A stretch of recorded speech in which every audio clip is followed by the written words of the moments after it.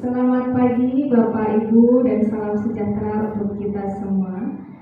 Yang kami hormati Kepala SMA Pusri Palembang, maka bidang kurikulum, bidang sarana dan prasarana dan juga bidang kesiswaan. Yang kami hormati Ibu narasumber kita pagi hari ini dan juga audiens yang berbahagia. Bersyukur kita masih diberi nikmat kesehatan sehingga kita bisa menghadiri kegiatan ini sebagaimana telah diketahui bahwa pagi hari ini kita akan bersama-sama mengikuti kegiatan pemimbasan berbagi praktik baik dari calon guru penggerak kita, Ibu Oktarika, dengan judul Budaya Positif yang akan disampaikan kurang lebih 1 jam ke depan. Sebelumnya saya akan menjelaskan ketentuan diskusi kita kali ini. Untuk pertama-tama, kita akan bersama-sama mendengarkan pemaparan materi dari narasumber kita kurang lebih 1 jam ke depan. Kemudian dilanjutkan dengan sesi tanya jawab dan diakhiri dengan penutup. Langsung saja untuk pemaparan dari narasumber kita kepada Ibu Oktarika Abriani, dipersilakan. Baik. Terima kasih kepada Bu Ratna dan juga terima kasih kepada Bapak Ibu yang sudah berpartisipasi pada pagi hari ini. Sebelum saya memulai pemaparan, sebelumnya Bapak Ibu, di sini saya bukan maksud ingin menggurui atau apa. Saya di sini hanya ingin berbagi dengan Bapak Ibu mengenai ilmu yang sudah saya dapatkan dari pendidikan guru penggerak. Nah, yang pertama di sini yang ingin saya berbagi itu mengenai budaya positif. Namun sebenarnya Bapak Ibu, budaya positif itu sudah pernah kita bahkan sering kita lakukan di sekolah kita. Nah, coba saya ingin tahu dulu nih kira-kira Bapak Ibu tahu nggak sih apa makna budaya positif menurut Bapak Ibu sekalian? Ada yang bisa bantu menjawab mengenai apa itu budaya positif? Boleh Bu Ade? Jadi menurut saya budaya positif itu merupakan kebiasaan baik, ya, kebiasaan baik yang terdapat di suatu sekolah. Baik, terima kasih Bu Ade. Ada lagi mau mengajukan pendapatnya Bapak dan Ibu yang lain mengenai budaya positif tadi? Yang dikatakan oleh Bu Ade tadi sudah benar mengenai kebiasaan-kebiasaan baik. Contoh penerapan budaya positifnya apa? Seperti yang sudah kita lakukan sebenarnya kayak setiap pagi itu ada yang namanya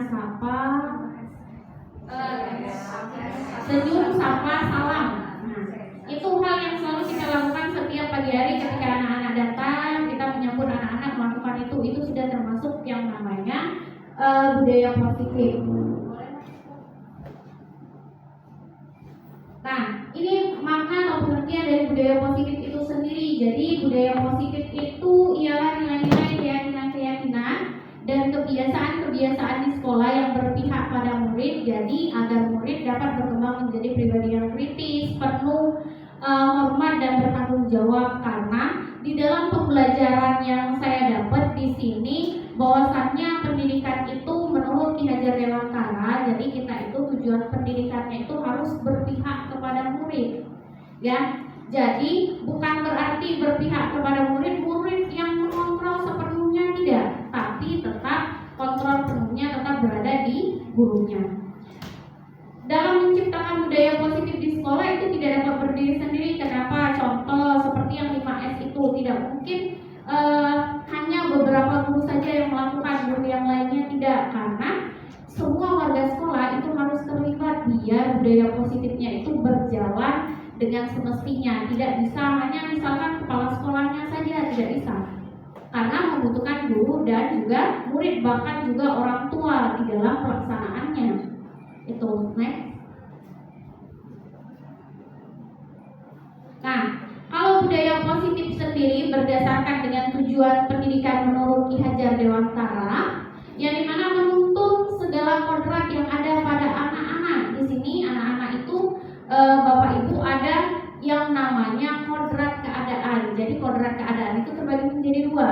Ada kodrat alam, juga ada kodrat zaman. Kalau kodrat alam berarti dia berdasarkan dengan lingkungan tempat dia tinggal, orang tuanya, pokoknya lingkungan kehidupan dia. Kalau zaman berarti kita menjadi anak harus sesuai dengan perkembangan zaman.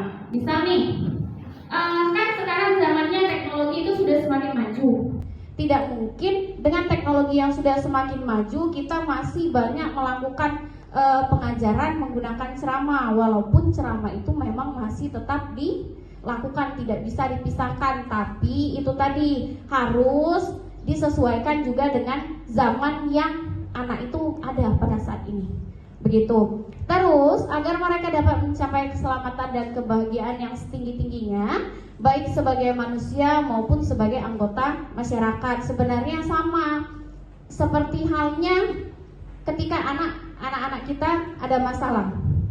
Tidak mungkin kita melihat masalah anak itu cuma dari satu sisi, pasti dari beberapa sisi untuk mengetahui masalah si A ini berdampaknya dari mana ya, apakah faktor keluarga atau lingkungan pertemanan dan lain sebagainya. Biar apa? Biar maksudnya tadi anak-anak kita itu bisa mencapai kebahagiaannya. Nah, dampak dari perwujudan budaya positif ini, dampaknya kepada sekolah apa? Jadi nanti adanya aman, rasa nyaman, terus juga bermakna membantu peserta didik untuk mewujudkan merdeka belajar sesuai dengan filosofi pemikiran Ki Hajar Dewantara dengan menghargai diri sendiri tadi. Nah, konsep utama budaya positif di sini yang akan kita bahas bareng-bareng. Di situ ada yang pertama itu perubahan paradigma belajar. Ada disiplin positif, nilai-nilai kebajikan, kebutuhan dasar manusia, ada motivasi perilaku manusia, posisi kontrol guru, keyakinan kelas, segitiga restitusi. Sebenarnya semua konsep ini hampir semuanya sudah pernah kita lakukan di dalam kelas, baik kepada anak ataupun ketika menghadapi orang tua murid. Itu Bapak Ibu ya. Nanti kita bahas satu persatu. Baik, di sini yang pertama itu mengenai perubahan paradigma belajar, yang dimana paradigma belajar itu sendiri konsep yang mendasar dalam menciptakan budaya positif. Jadi di sini pendekatannya itu menempatkan siswa itu sebagai subjek aktif dalam proses pembelajaran. Kalau kebanyakan yang kita lakukan sebenarnya itu kan pusatnya itu kepada siapa? Guru kan. Tapi di sini dibalik, kalau menurut Ki Hajar Dewantara kita itu harus berpusatnya kepada murid. Nah, terus paradigma ini menggeser pendekatan yang tadi yang kata saya berpusat pada guru menjadi pendekatan yang berpusat kepada murid, yang dimana dalam budaya positifnya nanti perubahan paradigma belajarnya itu menciptakan lingkungan jadi siswa itu timbul rasa saya bisa terlibat nih, saya bisa diajak diskusi tadi. Terus juga didorong untuk mengambil inisiatif dalam pembelajaran. Contoh kalau misalkan di dalam pembelajaran sejarah, di pembelajaran saya sendiri, saya itu membuat bagaimana siswa itu berperan aktif di dalam pembelajaran. Ialah saya meminta kepada anak-anak itu seperti membuat video pendek seperti itu. Terus, nah hal ini nantinya mendorong siswa untuk menjadi pembelajar yang lebih otonom, kritis dan juga kreatif. Next, kemudian. Nah, bisa kita lihat di sini ada mengubah paradigma stimulus respon ke pendekatan teori kontrolnya. Ya, kalau stimulus responnya misal, coba lihat yang kedua. Semua orang melihat hal yang sama, tapi menurut teori kontrolnya setiap orang memiliki gambaran yang berbeda. Atau misalkan nih kita melihat suatu benda, misalkan kita melihat pena, pasti setiap orang itu memiliki pandangan yang berbeda-beda. Terus ada juga misal perilaku buruk dilihat sebagai suatu kesalahan, padahal semua perilaku itu memiliki tujuan tadi. Boleh kan? Nah, mungkin Bapak Ibu biar tidak ngantuk. Nah, kita ice breaking dulu Bapak Ibu.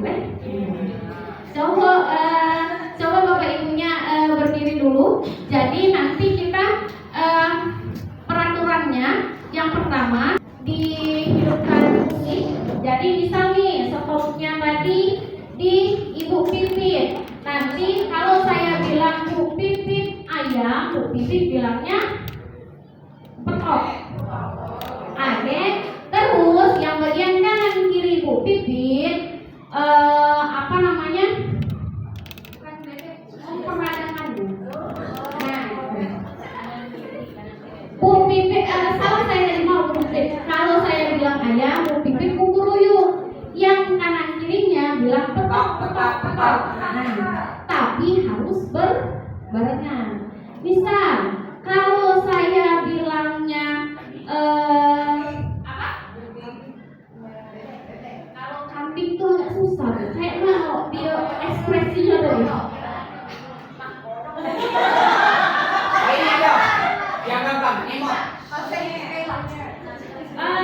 Boleh. Mungkin kalau saya bilangnya harimau, berarti misalnya dapatnya berhentinya di Bu Esti bilang tapi yang kanan kirinya itu langsung memperagakannya. Itu. Ya, bersuara juga, tapi harus bareng-bareng. Nah, konsentrasi ibu-ibu ya. Harimau sama ayam. Tunggu dulu.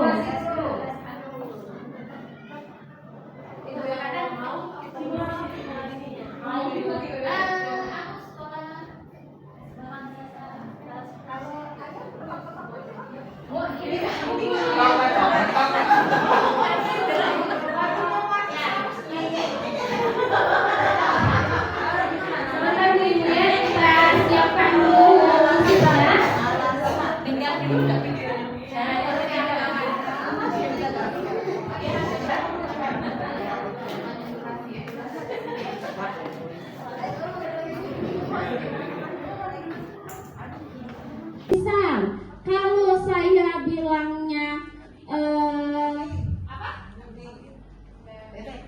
kalau kambing tuh agak susah, kayak mau dia ekspresinya tadi.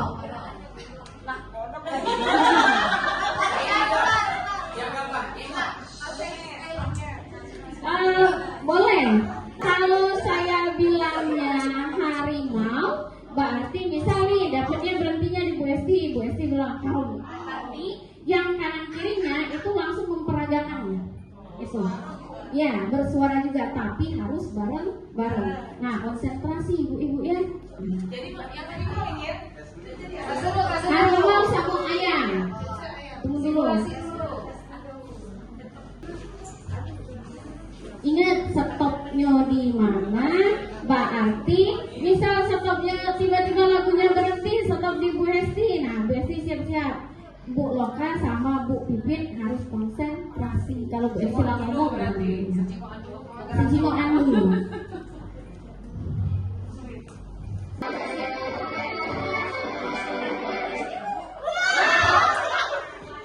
Bu Anggi ayam.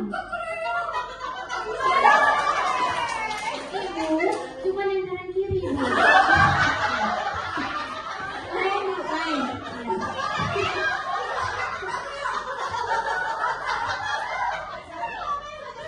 Coba sekali lagi boleh dijalankan lagi musiknya, Mak.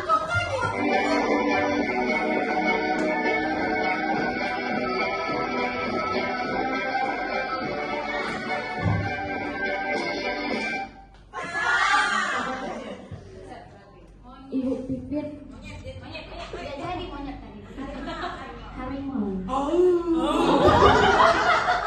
Oke, benar. Sekali lagi Pak Des, boleh?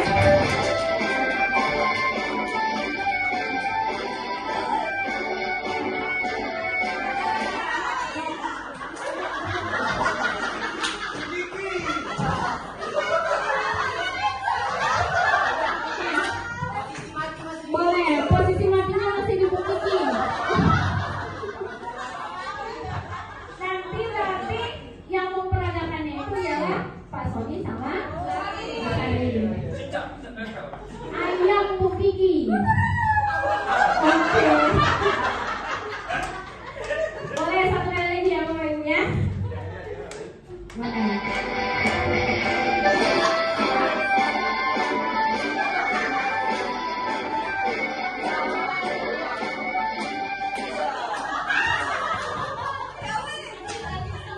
Bu Putri berarti ya sama Ibu Tini dan Bu Anggi.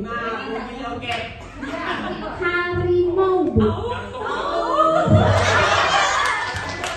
Oke, terima kasih Bapak Ibu yang sudah mau berpartisipasi. Terima kasih juga Pak Der untuk musiknya.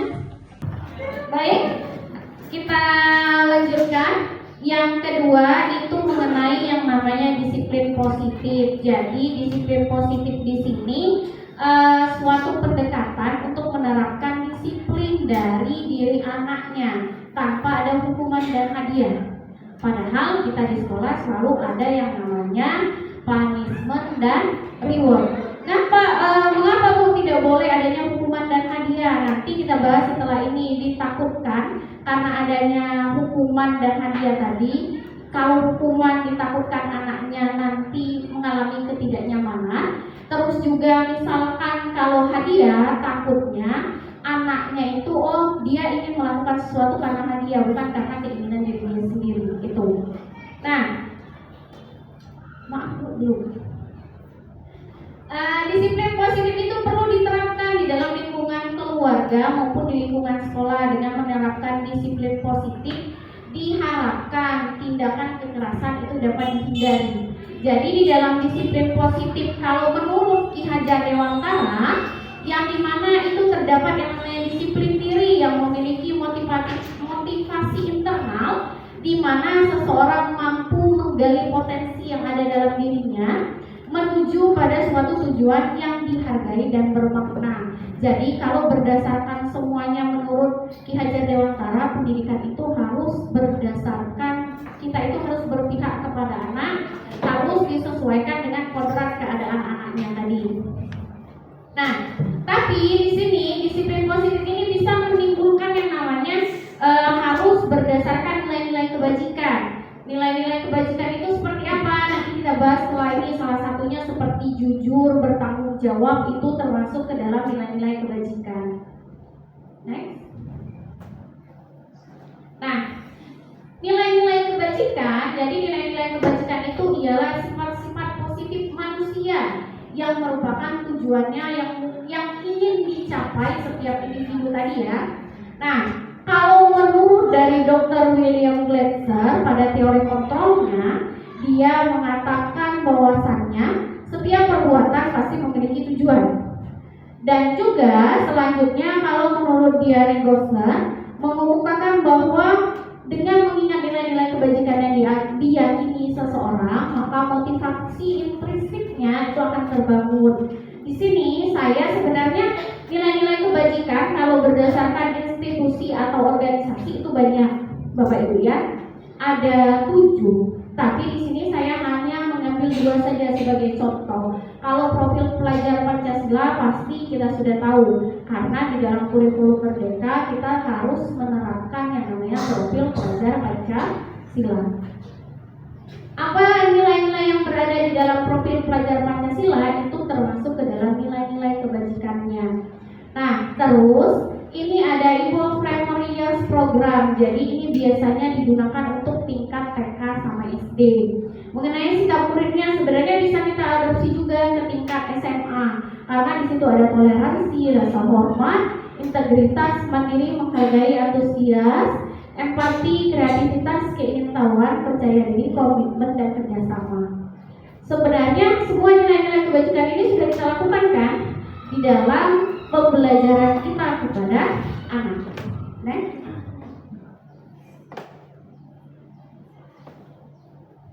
Nah, kebutuhan dasar manusia. Jadi sebenarnya ini bisa kita rasakan kepada diri kita sendiri, bukan hanya kepada anak. Kenapa?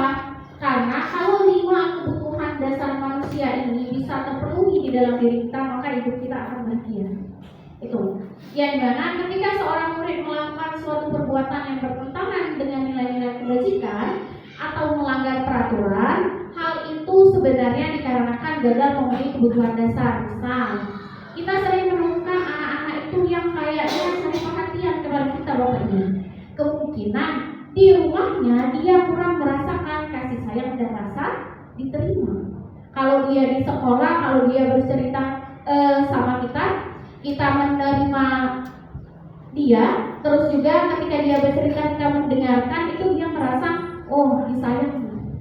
Karena banyak anak-anak yang melakukan hal tersebut. Kalau misalkan bertahan hidup itu biasanya berkaitan dengan kesehatan, terus juga dengan kebutuhan hidup kita apa, seperti makanan, minuman itu. Kalau kebebasan kita diberi di sini, anak-anak itu harus diberikan kebebasan dalam berpendapat dalam hal yang positif. Tapi di sini, kalau kesenangan apa? Bisa kesenangan itu kayak kita melakukan class meeting. Class meeting itu termasuk kesenangan bagi anak-anak dan juga bisa termasuk ke dalam kebebasan. Kenapa? Karena mereka bisa bebas memilih lomba apa yang mereka ikuti. Biasanya itu karena mereka suka dan senang mengikutinya. Penguasaan apa? Biasanya penguasaan itu berkaitan mengenai misal dia bisa mendapatkan nilai yang baik, itu termasuk ke dalam penguasaan. Jadi kalau salah satu saja, misal nih kita cuma bisa mendapatkan kebebasan di dalam hidup kita, tapi yang empatnya itu tidak, bisa tidak kita mencapai kebahagiaan? Akan sulit kan untuk kita mencapai kebahagiaan. Tapi kalau 5 kebutuhan dasar manusia ini semuanya terpenuhi, tapi mungkin setiap orang tidak bisa terpenuhi kelimanya. Mungkin ada yang 4, ada yang 3. Itu bisa juga membantu kita untuk mencapai kebahagiaannya tadi, terutama untuk murid. Next. Nah, motivasi perilaku manusia. Jadi, ini bisa kita lihat kepada anak-anak untuk menghindari ketidaknyamanan. Jadi, kalau misalkan nih, nah, tidak boleh datang terlambat. Kalau datang terlambat, nanti kamu akan dihukum. Dihukumnya berupa apa? Misalkan lari lapangan. Itu mereka merasa tidak nyaman kan, apalagi dilihat sama teman-temannya. Jadi ada kemungkinan anak-anak itu setelah kita tegur tadi dia tidak telat lagi karena faktor dia untuk menghindari ketidaknyamanan tersebut. Terus juga yang kedua, untuk mendapatkan imbalan atau penghargaan dari orang lain. Yang ketiga, untuk menjadi orang yang mereka inginkan dan menghargai diri sendiri dengan nilai yang mereka percaya. Ini nanti ada kaitannya dengan yang selanjutnya. Nah, sini mungkin kurang jelas Bapak Ibu ya, karena terlalu kecil. Di sini ada yang namanya identitas gagal sama identitas sukses, yang membedakan mana hukuman, mana konsekuensi, mana restitusi. Nanti restitusi setelah ini saya jelaskan juga mengenai restitusi. Contoh, kalau hukuman ini termasuk identitas yang gagal. Sesuatu yang menyakitkan harus terjadi kalau di dalam hukuman. Apa contohnya? Misalkan kayak kita suruh lari, itu menyakitkan enggak sebenarnya? Ya, karena apa? Itu berkaitan dengan fisik. Terus konsekuensinya apa? Sesuatu yang harus terjadi. Itu. Restitusinya apa? Itu merupakan pilihan, atau yang lebih ininya lagi bisa dilihat yang nomor 4. Murid atau anak akan tersakiti, tadi yang berkaitan dengan fisik. Murid atau anak dibuat tidak nyaman. Kalau berdasarkan restitusinya, murid atau anak mendapatkan penguatan. Jadi ketika misalkan anak melakukan kesalahan, jangan dulu langsung diberi hukuman, tapi kita memberikan dulu penguatan kepada anak. Sebenarnya Bapak Ibu, materi yang saya jelaskan hari ini sebenarnya hampir mirip dengan yang kita ikut pelatihan sebelumnya. Itu. Terus kalau di sini ada peraturan adalah kamu harus, misalkan kamu harus datang jam 7. Itu kan berarti keharusan. Terus kalau di ininya, kalau konsekuensinya kita harus jelas peraturannya seperti apa, mampukah anak melakukannya, terus ada rasa terima kasih. Sedangkan kalau restitusinya, kita biasanya di dalam restitusi itu kayak membuat kesepakatan kelas. Nanti saya jelasin setelah ini. Terus apa yang bisa kamu lakukan untuk memperbaiki masalah ini? Jadi meminta anak itu berdiskusi untuk introspeksi dirinya dulu. Terlebih dahulu apa yang salah pada dirinya. Nah, kalau hukuman itu sifatnya tidak terencana atau tiba-tiba, terus juga kalau murid tidak tahu apa yang akan terjadi atau tidak terlibat, terus bersifat satu arah. Biasanya kalau hukuman itu, misal kita sebagai guru, itu kan satu arah, tidak ada kesepakatan kepada anak. Kecuali kita ada diskusi dulu terhadap anak, itu berkaitan dengan yang namanya restitusi. Terus juga berupa hukuman fisik atau psikis. Kalau konsekuensi biasanya terencana atau disepakati sesuai peraturan. Murid tetap dibuat tidak nyaman, tapi sikap guru selalu memonitor muridnya. Nah, kalau yang restitusi ini sebenarnya dia ke arah yang lebih positif. Kalau konsekuensi dia netral, kalau hukuman itu ke arah yang negatifnya tadi. Kalau di dalam restitusi, proses menciptakan kondisi bagi murid untuk memperbaiki kesalahan. Jadi proses kolaboratif yang mengajarkan murid untuk mencari solusinya sendiri. Jadi kalau dia berbuat A, suruh anaknya dulu mencari solusinya seperti apa. Nanti baru kita sebagai yang memonitor anak tersebut.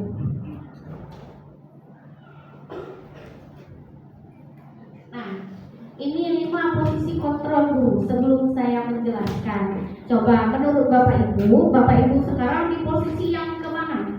1, 2, 3, atau 4? Ada penghukum, pembuat merasa bersalah, teman, pemantau, dan manajer. Nah, Bapak Ibu sekarang termasuk ke dalam kontrol guru yang nomor berapa posisinya? Bu Pipit yang kedua, pembuat rasa bersalah. Selain Bu Pipit, ada lagi Bapak Ibu merasa posisinya berada di nomor berapa? Ibu Hesti yang kelima. Terus coba Bapak-bapak merasa dirinya berada di posisi kontrol keberapa sekarang? Penghukum, pembuat rasa bersalah, teman, pemantau, atau manajer? Bu Kiki 1. Pak Agus nomor berapa? 1, 2, 3. Teman, pembuat rasa bersalah, atau pemantau, atau manajer? Pak Agus 3 teman, orang bestie berarti Pak Agus ya. Nah, sebenarnya Bapak Ibu, saya pun sebelum belajar ini, mungkin kalau di dalam posisi ini saya berada di posisi pertama dan kedua. Itu untuk diri saya sendiri. Tapi setelah belajar ini, maka seharusnya kita sebagai guru, kita itu posisinya benar yang kata Bu Esti tadi, kita di posisi kelima. Itu posisi terbaik sebagai seorang guru tadi. Nah, kalau posisi pertama itu penghukum, seorang penghukum bisa menggunakan hukuman fisik maupun verbal. Kalau fisik biasanya kayak kita suruh push up, lari. Kalau verbal tuh biasanya dari bahasa kita. Yang bahasanya tadi kayak mana Bu Loka agak halus tapi langsung masuk itu ya. Iya. Sehingga menimbulkan apa? Mereka akan muncul yang namanya rasa bersalah tadi. Jadi di situ kita bisa membuat menjadi penghukum, juga membuat rasa bersalah. Kalau rasa bersalah ini pada posisi ini biasanya guru akan bersuara lebih lembut, bisa anakku jangan kayak itu, suaranya lebih lembut. Karena kalau kamu melakukan hal itu nanti berdampak juga kepada ibu, bukan saja kepada kamu. Jadi anak itu berpikir, oh kalau saya buat salah berarti nanti yang berdampaknya bukan terhadap diri saya sendiri, tapi juga kepada wali kelas saya, orang tua saya maupun teman-teman saya itu. Terus yang ketiga, teman. Jadi guru pada posisi ini tidak akan menyakiti murid, namun akan tetap berupaya mengontrol murid melalui persuasi atau bujukan halus. Ini yang kata Pak Agus tadi. Pak Agus berada di posisi teman, Pak Agus ya. Terus ada yang keempat itu pemantau. Pada saat kita mengawasi, kita bertanggung jawab atas perilaku orang-orang yang kita awasi. Nah, yang terakhir ini manajer. Jadi manajer ini posisi di mana guru berbuat sesuatu bersama murid, mempersilahkan murid mempertanggungjawabkan perilakunya, terus juga mendukung murid agar dapat menemukan solusi atas permasalahannya. Jadi kalau anak-anak berbuat sesuatu, berbuat salah, kita ajak anaknya sama-sama berpikir atas perbuatan dia itu, bisa nggak dia mempertanggungjawabkannya, terus juga solusinya seperti apa itu.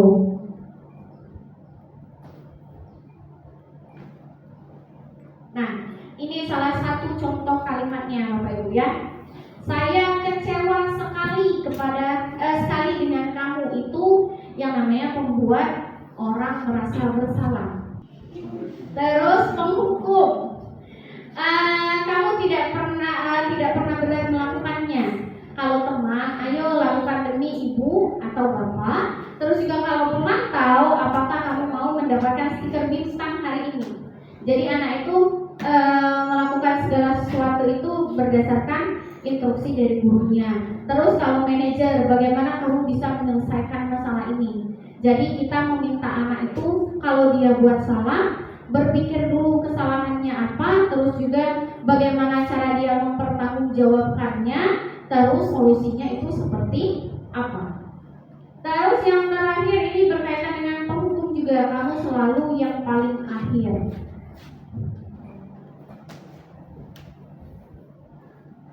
Nah, ini salah satu kegiatan keyakinan kelas atau sekolah yang saya buat bersama anak-anak di kelas.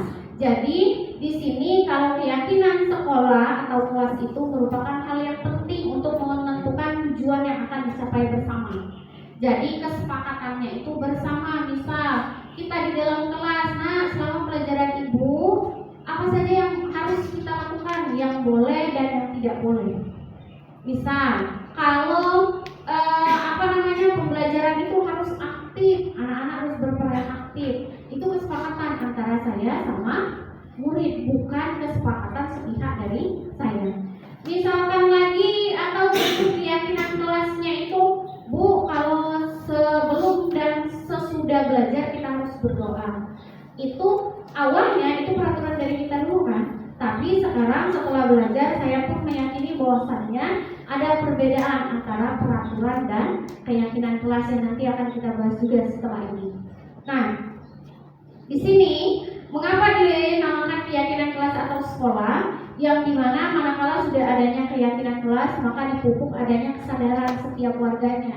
Jadi anak-anak itu bukan hanya menaati kalau peraturan berarti itu wajib kan, Ibu. Sama, keyakinan kelas ini wajib juga. Tapi kalau misalkan tata tertib sekolah dibuat oleh sekolah saja, tidak ada diskusi dengan murid. Kalau keyakinan kelas di sini kita mengajak murid-murid itu untuk berkolaborasi membuat peraturan keyakinan kelasnya itu bersama-sama tadi. Ini cara menentukannya, langkah-langkahnya itu yang pertama bersifat abstrak, terus juga ada berupa pernyataan universal, dibuat dalam pernyataan positif. Misalkan kalau anaknya itu menggunakan bahasa yang kurang baik, kita perbaiki untuk bisa menjadi keyakinan kelas ini. Terus juga ada sesuai dengan kondisi kelas atau sekolahnya. Semua warga sekolah atau warga kelas dilibatkan dalam membuat keyakinan kelas tadi. Nah, ini perbedaan antara peraturan dan keyakinan kelas. Sebenarnya keyakinan atau kesepakatan kelas namanya. Kalau misalkan peraturan selalu kembalikan buku ke tempatnya. Tapi di dalam keyakinan kelas kita mengajarkan anak-anak untuk tanggung jawab. Tanggung jawab kalau misalkan pasti anak-anak tahu di situ. Kalau kita minjem buku temannya, berarti kita harus mengembalikan lagi kepada temannya tadi. Tanpa harus ada peraturan yang selalu ditulis, selalu kembalikan buku ke tempatnya. Terus dilarang mengganggu orang lain. Bahasanya kalau di dalam keyakinan kelas itu menghormati orang lain dan dirinya sendiri. Terus juga yang keempat, misalkan dilarang melakukan kekerasan. Berarti di sini kita di dalam keyakinan kelasnya membuat adanya keselamatan dan menghormati orang lain. Itu next. Nah, ini restitusi yang kata saya tadi. Jadi restitusi itu proses menciptakan kondisi bagi murid untuk memperbaiki kesalahan mereka, sehingga apa? Mereka bisa kembali pada kelompok mereka dengan karakter yang lebih kuat lagi. Jadi murid di sini diberikan kesempatan untuk disiplin positif memperbaiki diri dia sendiri. Nanti ada contohnya selanjutnya. Nih. Ini segitiga restitusi. Ketika anak melakukan kesalahan, kita harus melakukan yang namanya segitiga restitusi, Bapak Ibu. Yang pertama ada menstabilkan identitas. Yang kedua ada validasi tindakan yang salah. Yang ketiga ada menanyakan keyakinan kelas. Jadi biasanya kalau menstabilkan identitas itu kita nanya dulu nih ke murid, misalkan saya yang si A membuat salah, saya sebagai guru, saya menanyakan dulu murid kepada si A, kenapa kamu melakukan hal tersebut? Terus juga saya menanyakan, kemudian validasi tindakan yang salah. Biasanya di dalam menstabilkan identitas, ketika menanyakan mengapa dia melakukan hal tersebut, benar atau tidak dia melakukan hal tersebut, terus memberikan masukanlah bahwasannya seperti ada kata-katanya di situ, setiap orang pasti pernah melakukan kesalahan, itu yang guru katakan kepada anaknya. Terus juga kamu bukan satu-satunya yang pernah melakukan ini. Jadi biasanya dicontohkan ke kehidupan kita juga lalu ke anaknya. Ada validasi tindakan yang salah. Di sini kita memvalidasi.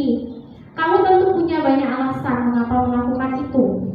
Terus, adakah cara yang lebih efektif untuk dapat mendapatkan apa yang kamu butuhkan? Jadi, kita berdiskusi dengan anak mengenai perbuatan yang telah dia lakukan. Terus menanyakan keyakinan kelas. Jadi di sini sesuai tidak perilaku yang anak buat itu sesuai dengan keyakinan kelas yang telah kita sepakati. Kalau misalkan kata anaknya tidak sesuai, Bu, terus kita menanyakan kepada anaknya, bagaimana kalau jika itu tidak sesuai dengan kesepakatan kelas, tanggung jawab seperti apa atau hal seperti apa yang harus murid lakukan. Ini segitiga restitusi. Sebenarnya Bapak Ibu, setiap anak yang melakukan kesalahan sebenarnya kita sudah melakukan ketiga hal ini. Mungkin kadang setiap orang itu kan gaya bahasanya itu berbeda-beda. Itu saja.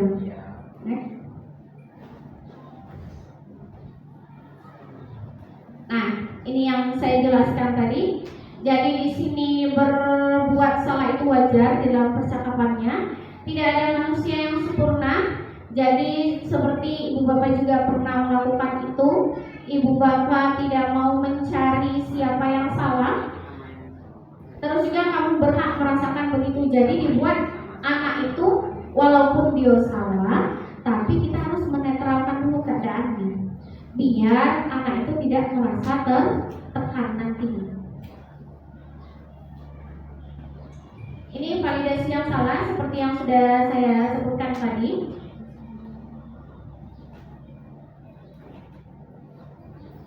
Ini juga langkah ketiganya.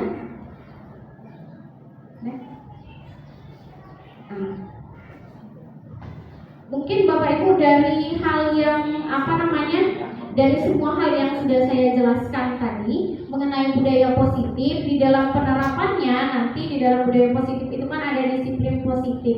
Jadi hendaknya guru di sini mempunyai standar kepribadian profesional dan sosial yang baik, di mana guru mampu merefleksi dirinya dalam posisi kontrol saat ini. Jadi disesuaikan dulu dengan 5 posisi kontrolnya tadi.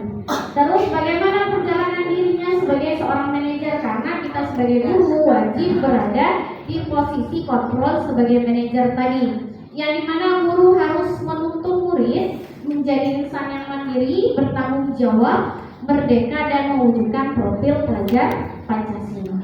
Itu nantinya sebenarnya semua hal ini sudah kita terapkan. Mungkin ada beberapa tambahan lagi yang kayak posisi kontrol tadi Bapak Ibu yang harus kita ubah.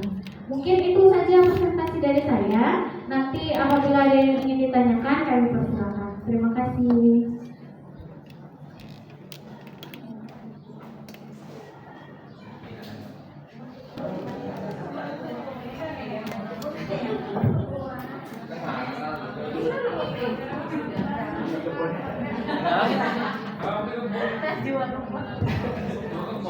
Oke, luar biasa sekali pemaparan materi dari narasumber kita pagi hari ini.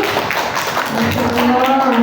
Kalau baik Bapak Ibu, selanjutnya kita akan membuka sesi tanya jawab. Bagi Bapak Ibu yang ingin bertanya, kami persilahkan. Berapa pertanyaan Ibu?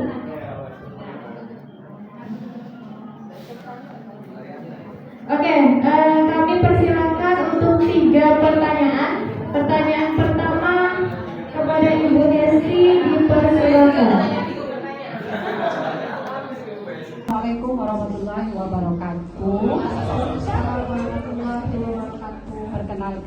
rasanya nggak usah kenalan Bu ya, hanya menyebutkan nama saja sebagai informasi kalau ada yang lupa. Nama Ibu Hesti, guru apa ya? Guru pendidikan agama Islam dan Budi Pekerti. Ini paparan dari Ibu Okta luar biasa sekali ya, dan benar mungkin yang benar sudah Ibu Okta katakan bahwa insya Allah kita guru-guru di SMA Pusri ini sudah menerapkannya, walaupun mungkin kita tidak tahu poin-poin mana dari yang kita yang disebutkan di situ tadi di paparan yang sudah kita terapkan, namun realisasinya memang sudah dijalankan dan dilaksanakan. Nah, ada sedikit yang menggelitik tadi pengen ditanyakan ya. Begini, tadi ada statement di situ Bu ya yang mengatakan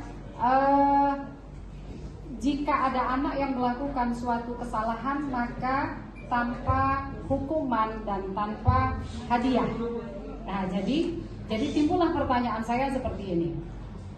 Bagaimana sih caranya menumbuhkan disiplin positif pada siswa tanpa hukuman dan hadiah, atau bahasa kerennya reward and punishment ya?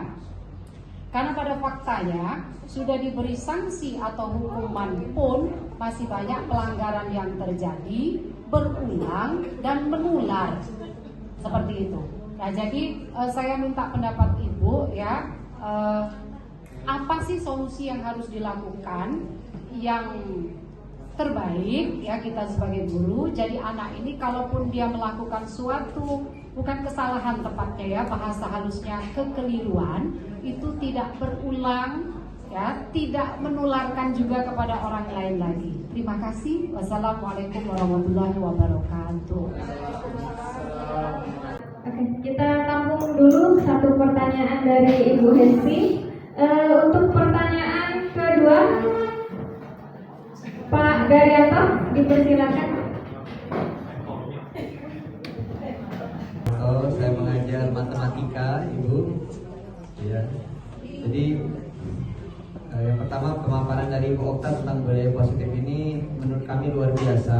Ya, apalagi ini terkait dengan bagaimana pembelajaran tadi sudah kan, mulai dari paradigma pembelajaran sampai kepada apa-apa saja yang harus dilakukan terhadap siswa yang bermasalah. Yang kami tangkap tadi, kalau ada siswa bermasalah, ya kita menghindari peran kita sebagai guru ini tadi, ada yang sebagai penghukum, membuat rasa bersalah, kemudian sebagai teman, pengawas, dan terakhir sebagai manajer. 4 yang pertama itu kita hindari dan kita berupaya untuk mencapai posisi manajer itu ya. Nah, pertanyaan kami yang pertama, untuk langkah ke sebagai posisi manajer itu bagaimana? Karena kita sebagai guru ini terkadang refleks ya, anak-anak datang terlambat. Karena yang kami tahu kalau yang manajer itu sepertinya banyak yang harus diajak ngobrol dulu segala macam itu kan. Sedangkan anak datang terlambat, kalau kita ajak ngobrol dulu, hilang sudah waktu, belum lagi di belakangnya sudah antri. Nah, menurut Ibu sendiri ya, ini bagaimana nih caranya supaya kita bisa sampai ke tahap manajer itu, apalagi nanti mungkin ada kaitannya dengan restitusi ya Bu ya. Nah, kemudian yang kedua Bu, terkait dengan kesepakatan kelas, ini kami sangat setuju sekali dengan kesepakatan kelas ini karena kami juga merasakan manfaatnya ya.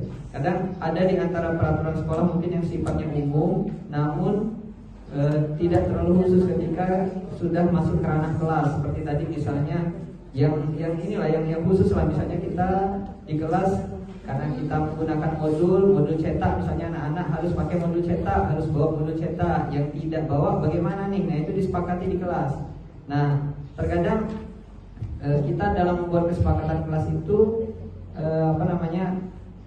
kesepakatan yang sudah dibuat itu terkadang terlupa juga. Nah, ini mungkin ada trik tersendiri dari Ibu bagaimana caranya supaya kesepakatan kelas yang dibuat itu selalu teringat gitu, ketika ada kesalahan, ada pelanggaran terhadap kesepakatan, anak-anak langsung oh ini ada pelanggaran nih, harusnya seperti ini gitu, dengan atau tidak adanya guru di kelas. Karena mungkin saja ketika proses pembelajaran kita sebagai guru ada tugas lain, misalnya tugas lain yang mengharuskan kita untuk tidak tatap muka di kelas, melainkan dengan online atau dengan Zoom atau dengan pemberian tugas. Nah, mungkin kesepakatan kelas ini di situ perannya. Nah, yang jadi masalah itu bagaimana penerapannya, mengingatkan kesepakatan kelas itu terhadap siswa. Itu saja mungkin Ibu. Terima kasih. Oke, terima kasih Pak Dar. Ini request dari narasumber kita, langsung dijawab saja dua pertanyaan ini. Pertanyaan pertama dari Ibu Hesti, bagaimana cara menumbuhkan disiplin positif kepada siswa tanpa reward maupun punishment? Silakan dijawab Ibu Okta. Baik, terima kasih Bu Ratna. Terima kasih juga kepada Bu Hesti atas pertanyaan yang luar biasa bagus.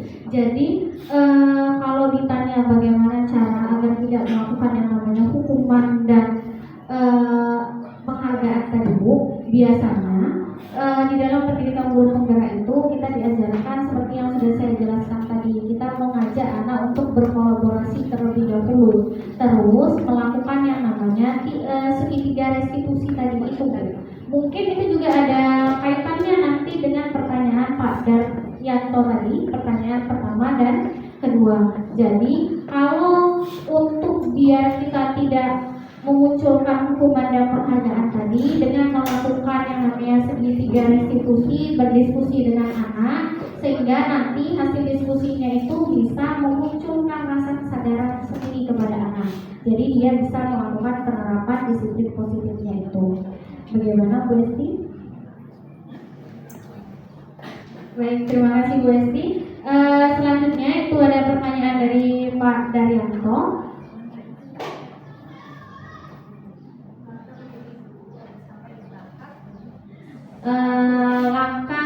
Langkah-langkah yang untuk menjadi guru di posisi manajer. Mungkin di sini Bapak Ibu, saya pun masih belajar di sini untuk bisa ke dalam posisi manajer. Karena kenapa? Kita sudah terbiasa. Sebenarnya hal-hal yang kita lakukan itu kadang kita sudah melakukan, cuma kadang istilahnya kita baru kenal. Seperti segitiga restitusi itu sudah kita lakukan. Kalau langkah-langkah untuk posisi manajer sendiri, saya pun masih belajar sampai dengan saat ini. Paling tidak bagaimana kita untuk mencapainya, kita melakukan yang namanya restitusi yang berdampak kepada segitiga restitusi tadi. Jadi kita berkolaborasi, melakukan diskusinya juga kepada, bukan hanya kepada murid, kepada teman sejawat, juga kepada kepala sekolah. Salah satunya misalkan untuk kita menjadi langkah manajer, kayak kita melakukan supervisi, itu kan termasuk juga penilaian, diskusi. Bagaimana cara kita mengajar, bagaimana cara kita terhadap anak dan sebagainya. Nah, yang pastinya untuk mencapai langkah posisi manajer itu sendiri melalui yang segitiga restitusi tadi Pak ya, berkolaborasi dengan warga sekolah. Terus juga kalau kesepakatan kelas, penerapannya itu bagaimana biar anak-anak itu tertib walaupun kita tidak ada di kelas. Yang pertama, sebaiknya ketika kita sudah membuat kesepakatan kelas itu kita pantau dulu Pak. Jadi mungkin selama 1 bulan pelajaran, di awal pelajaran kita harus mengingatkan dulu kepada anak-anak, dan juga keyakinan kelas tersebut ditempelkan di kelas. Jadi apa yang sudah kita buat dengan anak-anak, keyakinan kelas itu dibuat kayak bentuknya kayak mading seperti itu Pak, ditempel di kelas. Jadi sebelum proses pembelajaran itu bisa kita ingatkan kepada anak-anak bahwasanya nah ini keyakinan kelas yang harus kita taatin ya. Berarti nanti kalau sudah 1 bulan kita ingetin dan anak-anak juga sudah tahu bahwasannya selama proses pembelajaran harus melakukan itu akan timbul sendiri Pak kesadaran akan dirinya untuk melakukan, menerapkan keyakinan kelas dan juga rasa tanggung jawabnya akan hal itu. Mungkin itu Pak Dan. Bagaimana Pak Daryanto? Cukup? Nah, itu tadi jawaban dari Bu Oktarika. Buka lagi satu pertanyaan Ibu. Boleh. Satu pertanyaan lagi, Bapak Ibu dipersilakan yang ingin bertanya. Bapak Agus mungkin? Ya sepertinya ada kasih kode mau bertanya. Ibu Kiki? Cukup. Saya sedikit menyimpulkan juga Bapak Ibu. ketika kita berada di 5 posisi kontrol tadi, memang sebagian besar itu kita lakukan. Yang sulit kita lakukan itu di posisi yang kelima, posisi manajer tadi. Untuk mencapainya tadi kita butuh berkolaborasi. Jadi kita dengan sesama guru itu harus sering berkolaborasi.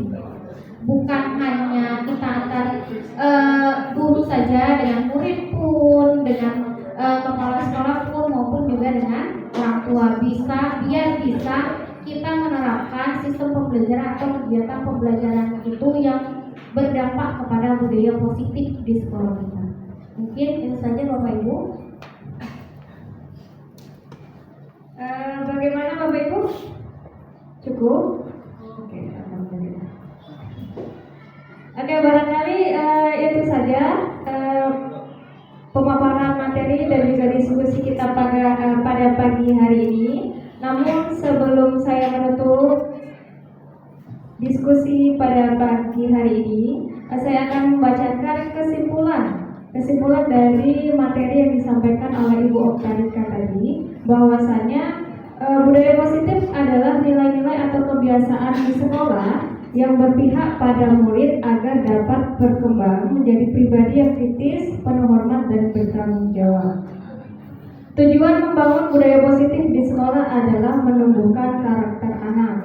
Kemudian budaya positif ini dapat dilakukan dengan cara menggali filosofi segitiga restitusi, yaitu yang pertama dengan menumbuhkan keyakinan kelas yang berpihak kepada murid, yang kedua memahami kebutuhan dasar manusia, bahwasanya kebutuhan manusia ini merupakan hal yang dibutuhkan individu untuk berkembang. Dan yang ketiga dengan metode strategi disiplin positif, yaitu metode memenuhi kebutuhan dasar murid tanpa hukuman dan juga penghargaan yang bersifat eksternal. Itu saja kesimpulan materi pada pagi hari ini. Kami ucapkan terima kasih kepada narasumber kita, Ibu Okta Abriani, CGP kita. Kemudian saya ucapkan juga terima kasih kepada Bapak Ibu Guru atas partisipasinya. Terima kasih atas partisipasinya. Saya akhiri. Wassalamualaikum warahmatullahi wabarakatuh.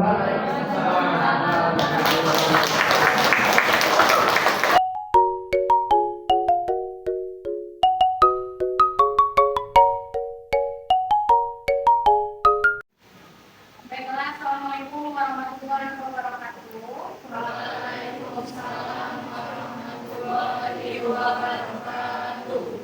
Nah, di sini hari ini Ibu ingin mengajak kalian untuk membuat yang namanya keyakinan kelas atau kesepakatan kelas. Kalau kita sekolah itu kalau mungkin kalian agak kurang familiar dengan kesepakatan kelas ataupun keyakinan kelas. Dia itu mirip-mirip sama dengan kayak peraturan kelas, tapi kalau peraturan itu kan dibuat secara sepihak. Contoh, kayak tata tertib itu dibuat secara sepihak atau berdiskusi dengan kalian. Sepihak kan? Nah, kalau mengenai keyakinan kelas atau kesepakatan kelas itu nanti kalian itu Ibu ajak berdiskusi sama-sama. Kalian itu menginginkan di dalam kegiatan pembelajaran kita itu prosesnya itu seperti apa? Aturan kesepakatannya itu seperti apa? Contoh, misal nih kita buat sama-sama aturannya. Yang pertama misalkan tidak boleh datang terlambat. Terus kalau ulangan atau tugas tidak boleh mencontek seperti itu. Ya, sampai di sini ada yang mau ditanya dulu dah? Belum ada? Nah, nanti Ibu bagi kalian kertas. Silakan kalian buat mengenai kesepakatan kelas apa sih yang ingin kalian buat untuk di dalam proses pembelajaran selama belajar sejarah Indonesia sama Ibu. Paham sampai sini? Oke, Ibu bagiin dulu kertasnya ini ya. Buat kesepakatan kelasnya itu boleh lebih dari satu, ya, boleh lebih dari satu. Bu, kalau kami nak 5 boleh tidak? Boleh. Nanti silakan hasil kesepakatan kelas kalian yang kalian tulis di sini kalian tempelkan ke depan. Terus nanti kita analisis lagi apa sih yang akan kita sepakati mengenai keyakinan atau kesepakatan kelasnya untuk selama proses pembelajaran kita. Jadi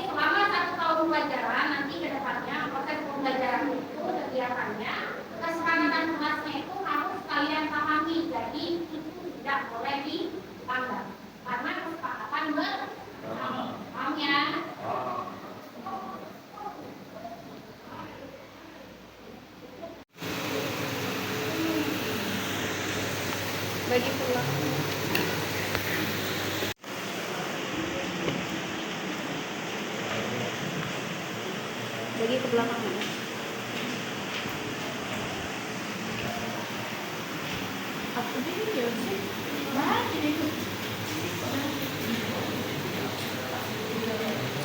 Kalau kurang kertasnya minta lagi sama ibu.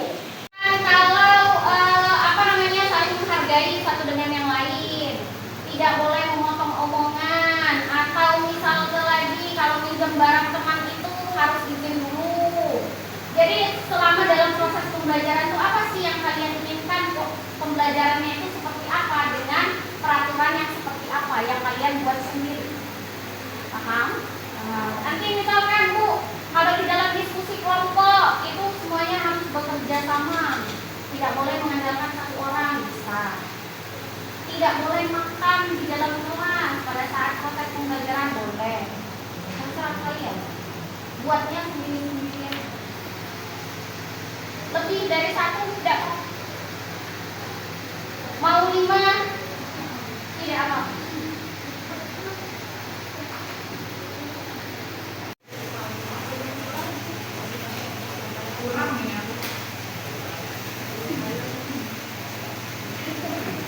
Kalau kurang boleh diambil lagi. Di atasnya.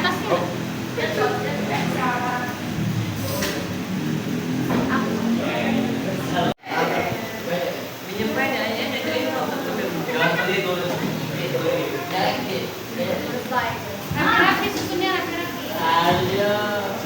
Sebagai wis coy.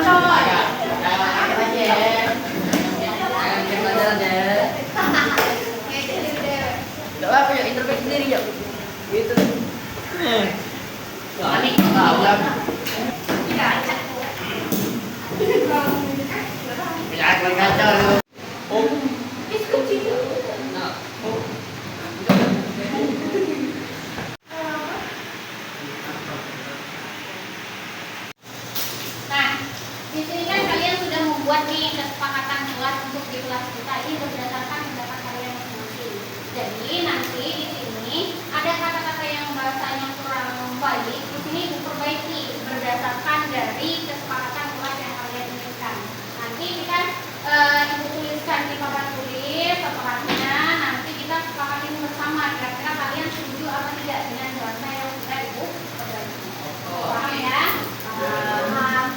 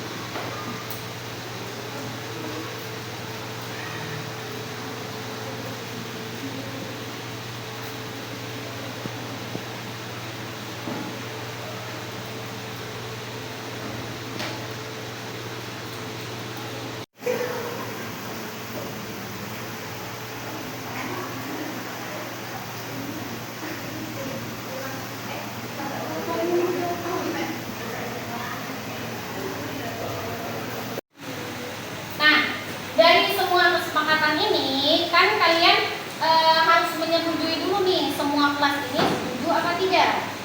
Setuju.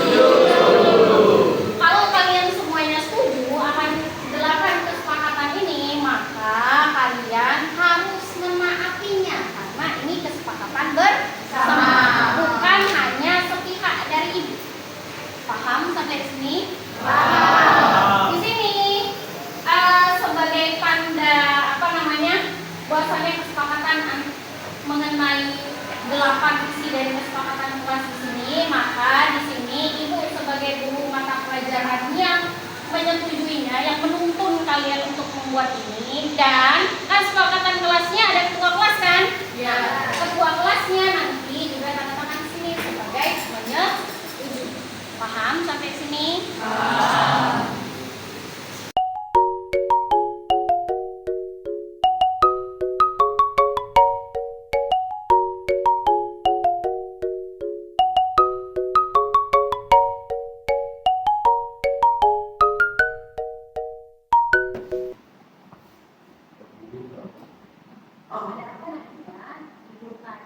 mendapatkan informasi dari orang tuanya, katanya dia marah-marah ya sama teman sekolahnya. Kenapa dia marah-marah sama teman sekolahnya? Karena mau kalian belajar lagi. Kalau itu jadi aku, ibu akan melakukan hal yang sama karena teman-teman ini tidak mau diajak aku latihan lagi. Tapi di sini ibu sangat menghargai upaya dia untuk bisa memberikan penampilan yang terbaik kan nanti tugas dari mana jadi mengajak teman-temannya. Namun di sini coba kita pikirkan dulu kira-kira hal yang dia buat ini sudah sesuai belum sama dengan kegiatan kelas anak keluar. Oke, menurut Nadia keyakinan kelas apa sih yang sudah Nadia lakukan? Nadia menghargai teman, Nadia kurang bersabar. Oke, nah, berarti Nadia kurang sabar sama kurang menghargai teman-temannya, dia tidak mau diajak latihan. Nah, baik di sini kira-kira Nadia mau nggak memperbaiki permasalahan yang terjadi? Mau? Kalau Nadia mau memperbaikinya, kira-kira keyakinan kelas apa sih yang harus kita perbaiki atau hal apa yang harus Nadia lakukan untuk memperbaiki permasalahan ini?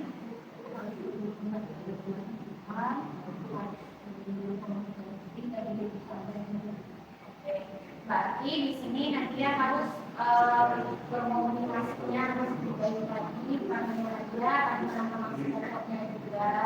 Berarti di sini nanti kalian harus bisa berkolaborasi dengan baik, mempersiapkannya dengan baik, harus bisa lebih sabar lagi ya dalam berbicara dengan teman-temannya agar tidak terjadi keributan. Dan juga kalau ingin berbicara dengan teman-temannya di sini Nadia juga harus selalu keluar dan juga nanti sampaikan juga ke teman-temannya agar bisa berlanjut. Makanya dulu ya, agar nanti Nadia bisa menjalankan keyakinan kelas itu dengan baik. Ya. Assalamualaikum warahmatullahi wabarakatuh. Saya Nadia Putu Patria dari Sekolah Cinta Buku.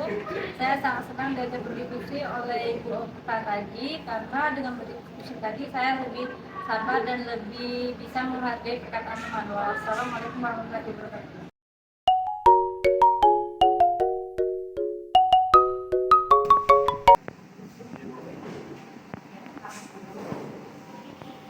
Dia kebetulan dapat tidak laporan dari guru katanya kamu menjadi pelajar sekolah ya? Ya, benar. Kenapa kamu menjadi pelajar sekolah gitu? Karena aku pada guru sejarah dan BPR. Oke. Nah, mungkin kalau menurut ibu ya, ini membuat PR itu kan wajib kalian buat, tapi kalau lupa ada baiknya kamu itu tidak menghindari gurunya dan menghadap gurunya saja bahwasanya menyatakan kamu itu lupa. Nah, tapi hanya saja kamu memanjat pagar itu kan bukan hal yang merupakan hal yang tidak baik ya, karena itu berbahaya untuk kamu.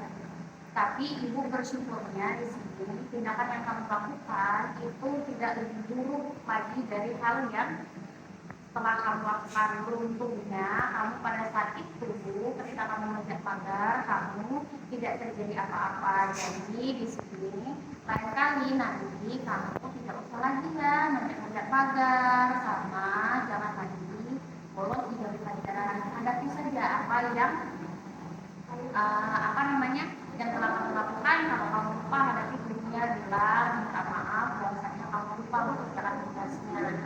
Nah, sekarang ibu mau nanya nih, kira-kira perbuatan kamu itu sesuai nggak sih sama keyakinan kelas yang telah kita buat sebelumnya?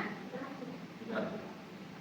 Kalau menurut kamu tidak sesuai, keyakinan kelas apa yang menurut kamu langgar? Izin kepada guru saat ingin keluar dan menghargai. Oke.